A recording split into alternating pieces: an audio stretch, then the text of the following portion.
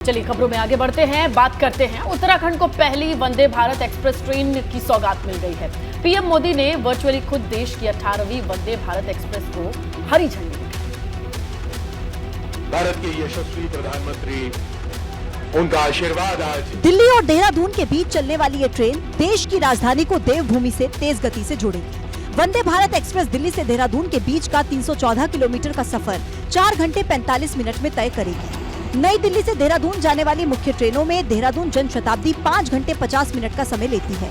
Kota Dehradun express भी 5 घंटे 55 minute का समय लेती है। देहरादून शताब्दी 6 घंटे से ज्यादा का समय लेती है।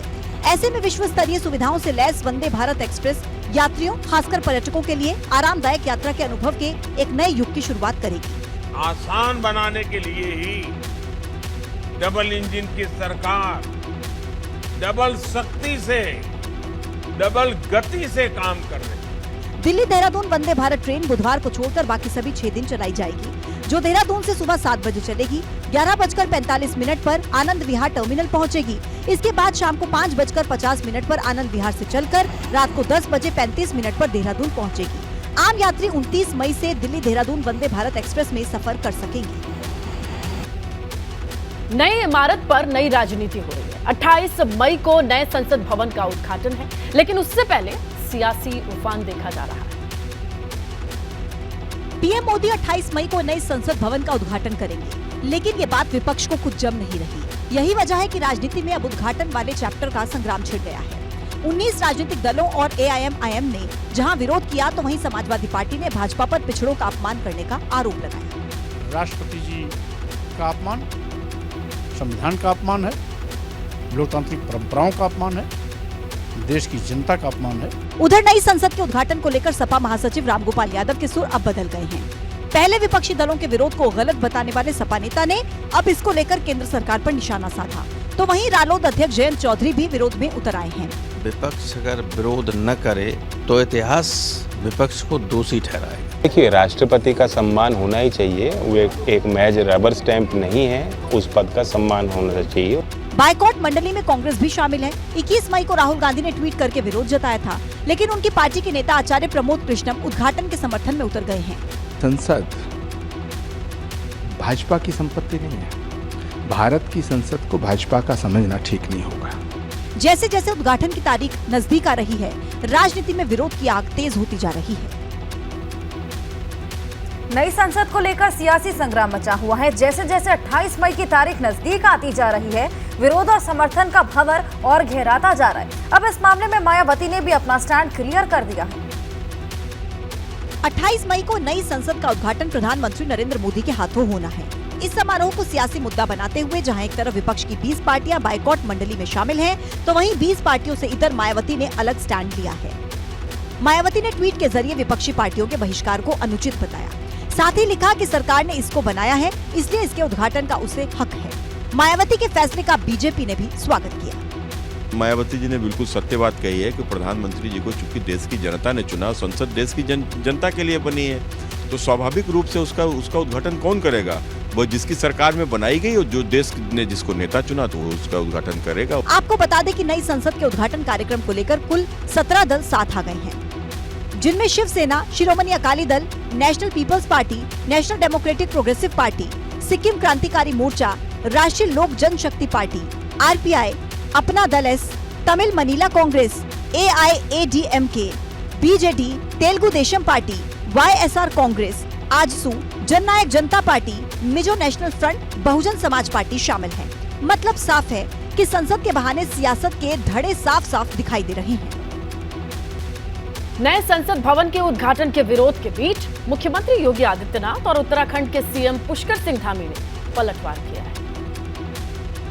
नई संसद के उद्घाटन का बहिष्कार करने वालों को CM योगी ने दो टूक जवाब दिया है और गैर जिम्मेदार बयानबाजी बताते हुए इस बहिष्कार को लोकतंत्र का अपमान बताया है। स्वतंत्र भारत के इतिहास में 28 मई की तिथि एक गौरवशाली अतिथि के रूप में दर्ज होने जा रही है, जब देश के यशस्वी प्रधानमंत्री जी के द्वारा इस ऐतिहासिक अवसर को गरिमामय और गौरवशाली बनाने की बजाय कांग्रेस समेत विपक्षी दलों के द्वारा जिस प्रकार की बयानबाजी हो रही है, वो अत्यंत ही दुखद और गैर जिम्मेदाराना है। सिर्फ CM योगी ने ही नहीं बल्कि उत्तराखंड के मुख्यमंत्री ने भी विरोधियों को आड़े हाथों लिया।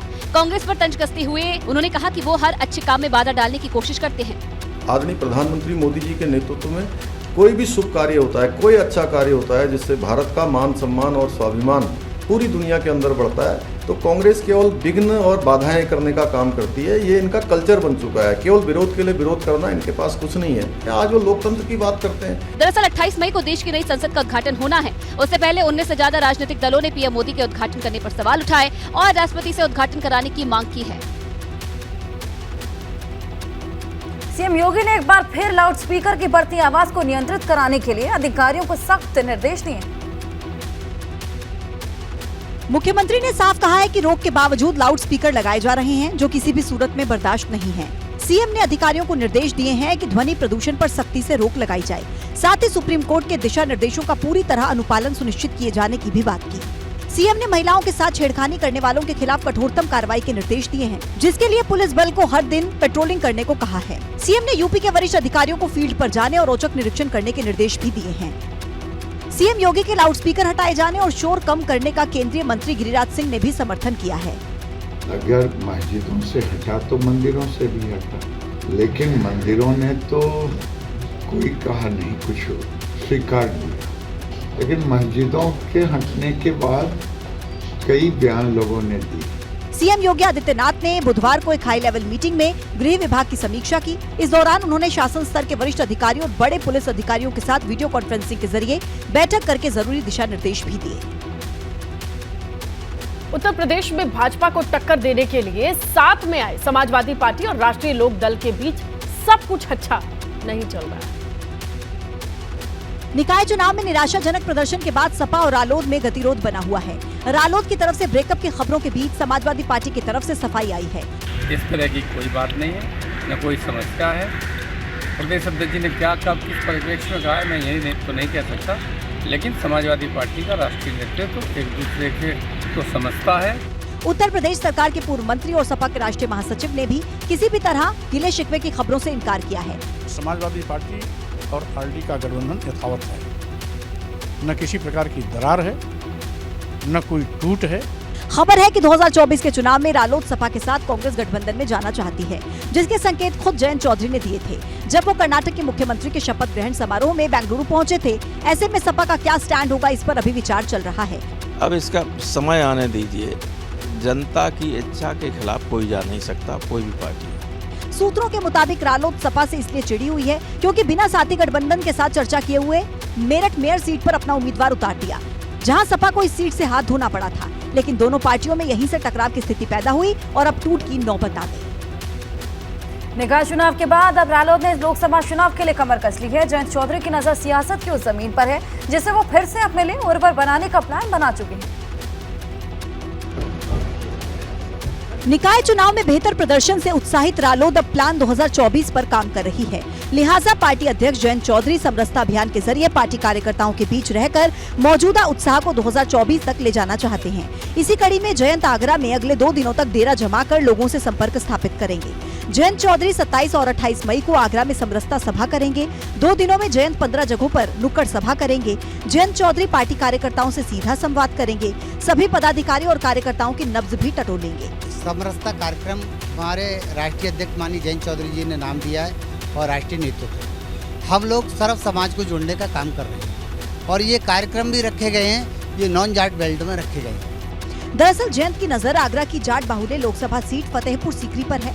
जयंत का मकसद जाटों के अलावा दूसरी जातियों के समीकरण को साधना है, क्योंकि जयंत पार्टी की जमीन इतनी मजबूत कर लेना चाहते हैं कि अगर अकेले दम पर भी चुनाव में जाना पड़े तो मुकाबले से बाहर ना हो। शायद इसीलिए उन्होंने समरसता अभियान जैसा लोगों से जुड़ने वाला और लंबा अभियान चलाया है। पहाड़ों पर फिर मौसम ने करवट ले ली है। पिछले 2 दिन से बारिश और भारी बर्फबारी से पहाड़ों में कड़ाके की ठंड पड़ने लगी, लेकिन कुदरत की इस परीक्षा पर श्रद्धालुओं का जोश बेहद हाई है। उत्तराखंड में मौसम लगातार बदल रहा है। मई खत्म होने को है और जून की शुरुआत होने वाली है, फिर भी पहाड़ों पर बर्फबारी जारी है। केदारनाथ में ऐसी बर्फबारी हुई कि पूरे बाबा के धाम में बर्फ की सफेद चादर बिछ गई। हालांकि कुदरत की परीक्षा में श्रद्धालुओं के कदम नहीं डिगे और बारिश और बर्फबारी के बीच बाबा केदार के दर्शन के लिए भक्तों की लंबी कतार देखने को मिली। जोशीमठ में भी बुधवार की शाम भारी बारिश से मौसम का मिजाज बदल गया है। बद्रीनाथ धाम में कड़ाके की सर्दी पड़ रही है। आपको बता दें कि बद्रीनाथ धाम में चोटियों पर जमकर बर्फबारी जारी है, लेकिन भारी बारिश और कड़ाके की सर्दी के बावजूद भी यात्रियों में भगवान बद्री विशाल के दर्शनों को लेकर भारी उत्साह है। सिखों के पवित्र धाम हेमकुंड साहिब की यात्रा भी भारी बर्फबारी के चलते रोकी गई है। बता दें कि हेमकुंड साहिब से 3 किलोमीटर नीचे तक सुबह भारी बर्फबारी हुई, जिसके चलते घाघरिया से 3 किलोमीटर ऊपर से ही सिख यात्रियों को वापस भेजा गया। SDRF और पुलिस के जवान सिख यात्रियों को अतल कोड़ी से घाघरिया ले जा रहे हैं। इस वक्त अटला कोड़ी का पूरा इलाका बर्फ की चादर से ढका हुआ है।